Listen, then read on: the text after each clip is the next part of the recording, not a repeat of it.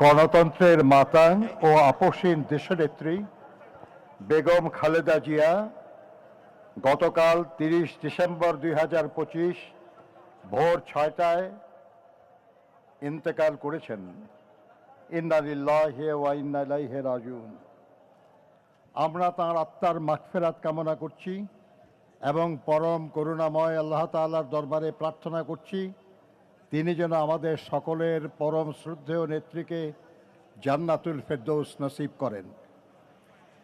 ওনার মৃত্যু সংবাদ মুহূর্তের ভিতর ছড়িয়ে পড়লে দেশ বিদেশে সকল বাংলাদেশি মানুষ শোকে বিহ্বল হয়ে পড়ে এবং মূল ধারা থেকে সোশ্যাল মিডিয়া পরিপূর্ণ হয়ে ওঠে তাদের দোয়া ও প্রার্থনায়। অন্যদিকে পুরো বিশ্বের রাজনৈতিক পরিমণ্ডল থেকে আসতে শুরু করে আন্তরিক শোকবার্তা।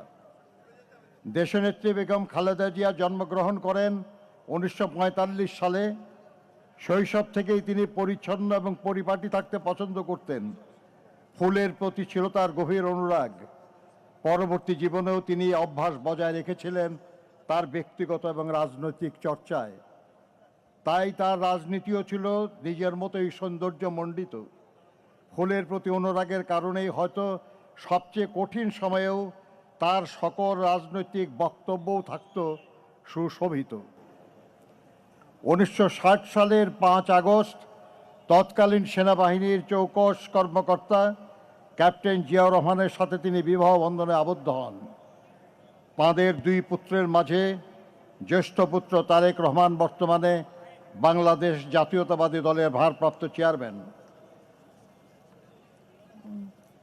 এবং কনিষ্ঠ পুত্র আরাফাত রহমান কোকো স্বৈরাচারী আওয়ামী লীগ সরকারের রাজনৈতিক প্রতিহিংসার শিকার হয়ে মালয়েশিয়ায় অবস্থানকালে প্রকৃতপক্ষে বিনা চিকিৎসায় 2015 সালের 24শে জানুয়ারি মাত্র 45 বছর বয়সে ইন্তেকাল করেন। তার লাশ যখন ঢাকায় আসে তখন তার মা দেশনেত্রী বেগম খালেদা জিয়াও ছিলেন তার গুলশান অফিসে সেই একই সরকারের প্রতিহিংসার শিকার হয়ে অন্তরীণ। দেশনেত্রী বেগম খালেদা জিয়ার রাজনীতিতে আগমন ছিল আকস্মিক, কিন্তু দেশের প্রয়োজনে তা ছিল অনিবার্য। 1981 সালের 30শে মে কতিপয় বিপদগামী সেনা কর্মকর্তার হাতে রাষ্ট্রপতি জিয়াউর রহমান বীর উত্তম শাহাদত বরণ করার পর দলীয় সরকারের ভিতরেই ষড়যন্ত্রকারীরা তৎপর হয়ে ওঠে। সাংগঠনিকভাবে বিএনপি এবং সরকার দুর্বল হয়ে পড়ে। সেই সময় দল এবং দলীয় নেতাদের মনোবল অটুট রাখার লক্ষ্যে 1982 সালের 3 জানুয়ারি দেশনেত্রী বেগম খালেদা জিয়া বিএনপির সদস্যপদ গ্রহণ করেন। শুরু হয় তার রাজনৈতিক জীবনের ক্লান্তিহীন পথ চলা। ক্রমশ দলের প্রতিষ্ঠাতা স্ত্রী হয়েও দলের গঠনতন্ত্র সমুন্নত রেখেও তিনি দলের ভাইস চেয়ারপারসন, ভারপ্রাপ্ত চেয়ারপারসন, তারপর দলীয় কাউন্সিলে নির্বাচিত চেয়ারপারসনের দায়িত্ব গ্রহণ করেন। তার 43 বছরের রাজনৈতিক জীবনের 41 বছরই তিনি দেশের অন্যতম প্রধান রাজনৈতিক দল বিএনপির শীর্ষ নেতা হিসাবে নেতৃত্ব দিয়েছেন, দলকে সুসংহত করেছেন, শক্তিশালী করেছেন। দীর্ঘ 9 বছর স্বৈরাচারী এরশাদের বিরুদ্ধে অবিরাম লড়াই করে 1991 সালে অবাধ সুষ্ঠু নির্বাচনের মাধ্যমে বিএনপিকে পুনরায় রাষ্ট্র ক্ষমতায় অধিষ্ঠিত করেন তিনি। জাতির কাছে তিনি পান আপসীন দেশনেত্রীর মর্যাদা। দেশ ও দেশের মানুষের স্বার্থ রক্ষায় চির আপসীন দেশনেত্রী দেশ বিদেশের কোনো অপশক্তির সামনে কখনো মাথা নত করেননি। কোনো প্রলোভন, কোনো ষড়যন্ত্র বা হুমকি তাকে তার জীবনের শেষ দিন অবধি আপোষের পথ বেছে নিতে বাধ্য করতে পারেনি।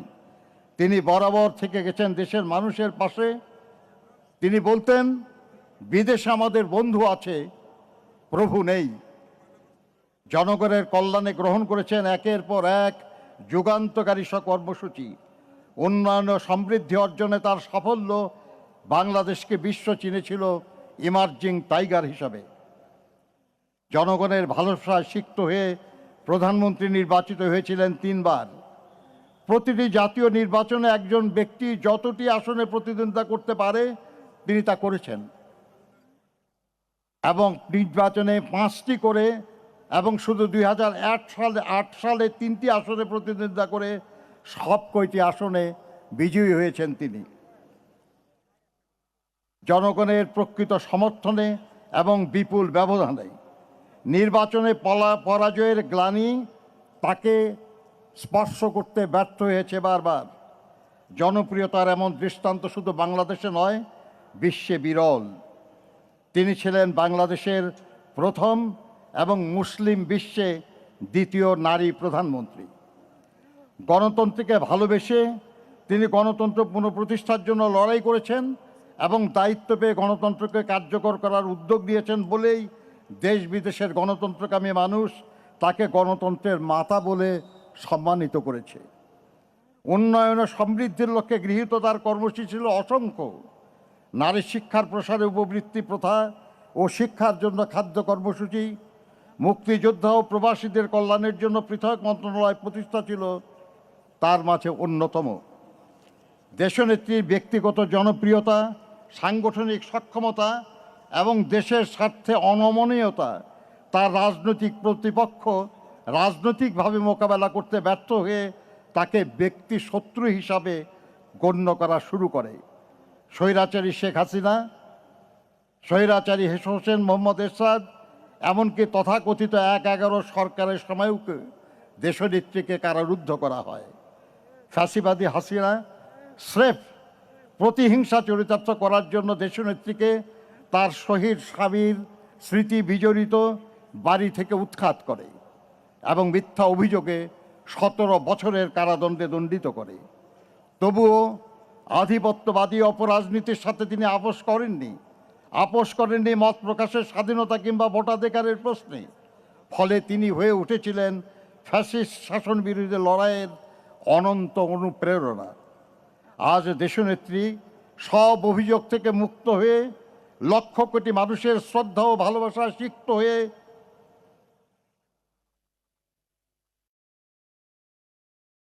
আজকেই জানা যায় আমাদের সামনে আছেন। অন্যদিকে যারা তাকে জেলে পাঠিয়েছে, যারা তাকে গৃহহীন করেছে, তারা রান্না করা খাবার খেতে পারেনি, পালিয়ে যেতে বাধ্য হয়েছে। মাথার উপর তাদের ঝুলছে মৃত্যু পরোয়ানা। এরশাদকে ভোগ করতে হয়েছে দীর্ঘ কারাবাস। 1/11 সরকারের প্রধান ব্যক্তিরাও দেশত্যাগে বাধ্য হয়েছে। মহান মুক্তিযুদ্ধ চলাকালে দেশনেত্রী বেগম খালেদা জিয়া তার 2 শিশুপুত্র সহ 1971 সালের 2রা জুলাই থেকে বিজয় অর্জিত না হওয়া পর্যন্ত পাকিস্তানি বাহিনীর হাতে বন্দি অবস্থায় কাটিয়েছেন। স্বামী স্বাধীনতার ঘোষণা দিয়ে মুক্তিযুদ্ধের সেক্টর এবং ফোর্সেস কমান্ডার হিসেবে দায়িত্ব পালন করেছেন, আর তার ফলস্বরূপ দেশনেত্রী বেগম খালেদা জিয়া তার 2 শিশুপুত্র সহ ছিলেন পাকিস্তানিদের হাতে বন্দী। মহান মুক্তিযুদ্ধে এই পরিবারের অবদান এক অনন্য দৃষ্টান্ত। ফ্যাসিবাদী হাসিনার ব্যক্তিগত প্রতিহিংসার শিকার হয়ে মিথ্যা মামলায় 2018 সালের 8 ফেব্রুয়ারি থেকে 2 বছরের বেশি সময় অন্ধকার কারাগারে আবদ্ধ থাকার সময় উপযুক্ত চিকিৎসার অভাবে দেশনেত্রী দারুণভাবে অসুস্থ হয়ে পড়েন। সমগ্র দেশবাসী সাক্ষী। পায়ে হেঁটে তিনি কারাগারে প্রবেশ করেছিলেন, কিন্তু নির্জন কারাগার থেকে তিনি বের হলেন চরম অসুস্থতা নিয়ে। দেশ বিদেশের চিকিৎসকদের মতে পরবর্তীতে গৃহবন্দিত্বের 4 বছর তাকে বিদেশে চিকিৎসার সুযোগ না দেওয়ার কারণেই তার অসুস্থতা বৃদ্ধি পেয়েছে এবং তার ফলশ্রুতিতে অবশেষে তাকে মৃত্যুর কাছে হার মানতে হলো এই অপরাজয় নেত্রীর। তাই এই মৃত্যুর দায় থেকে ফ্যাসিবাদী হাসিনা কখনো মুক্তি পাবে না। দলমত নির্বিশেষে সমগ্র দেশবাসীর শ্রদ্ধা, ভালোবাসা ও দোয়া নিয়ে তিনি বিদায় নিচ্ছেন। পেছনে রেখে গেলেন এক মহিষী নারী, এক সংগ্রামী রাজনীতিবিদ, এক দেশপ্রেমিক রাষ্ট্রনায়কের অনন্য কর্মজীবনের উদাহরণ, যা এক অনুসরণীয় দৃষ্টান্ত হয়ে থাকবে ভবিষ্যৎ প্রজন্মের রাজনৈতিক নেতাকর্মীদের জন্য। দেশনেত্রী বেগম খালেদা জিয়া বলতেন, দেশের বাইরে আমার কোনো ঠিকানা নেই, বাংলাদেশ হলো আমার ঠিকানা। এই দেশ, এই দেশের মাটি ও মানুষ আমার সব কিছু। চিরচেনা এই দেশের মাটিতেই তিনি শেষ নিঃশ্বাস ত্যাগ করেছেন। আজ এই দেশের মাটিতেই তার শহীদ স্বামীর পাশে তিনি শায়িত হবেন চিরদিনের জন্য, ইনশাল্লাহ। আমরা জনাব তারেক রহমানের নেতৃত্বে এগিয়ে যাব দেশনেত্রীর মতোই গণতন্ত্র, শান্তি, উন্নয়ন ও সমৃদ্ধির পথে জনগণের কল্যাণে লক্ষ্য স্থির রেখে। মহান আল্লাহ আমাদের সহায় হন। আসসালামু আলাইকুম।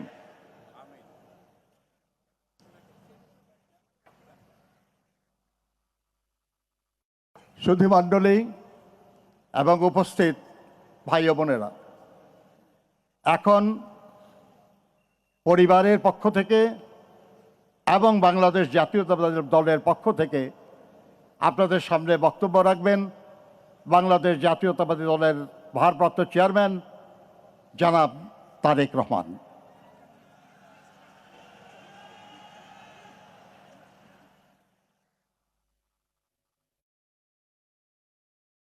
বিসমিল্লাহির রহমানির রহিম। আমি মরহুমা বেগম খালেদা জিয়ার বড় সন্তান তারেক রহমান। আমি আজকে এখানে উপস্থিত সকল ভাইয়েরা এবং বোনেরা যারা উপস্থিত আছেন, মরহুমা বেগম খালেদা জিয়া জীবিত থাকাকালীন অবস্থায় যদি আপনাদের কারো কাছ থেকে কোনো ঋণ নিয়ে থাকেন, দয়া করে আমার সাথে যোগাযোগ করবেন, আমি সেটি পরিশোধের ব্যবস্থা করব ইনশাআল্লাহ। একই সাথে উনি জীবিত থাকাকালীন অবস্থায় ওনার কোনো ব্যবহারে, ওনার কোনো কথায় যদি কেউ আঘাত পেয়ে থাকেন, তাহলে মরহুমার পক্ষ থেকে আমি আপনাদের কাছে ক্ষমা প্রার্থী। দোয়া করবেন আল্লাহ তাআলা যাতে ওনাকে বেহেশত দান করেন। আসসালামু আলাইকুম। আসসালামু আলাইকুম।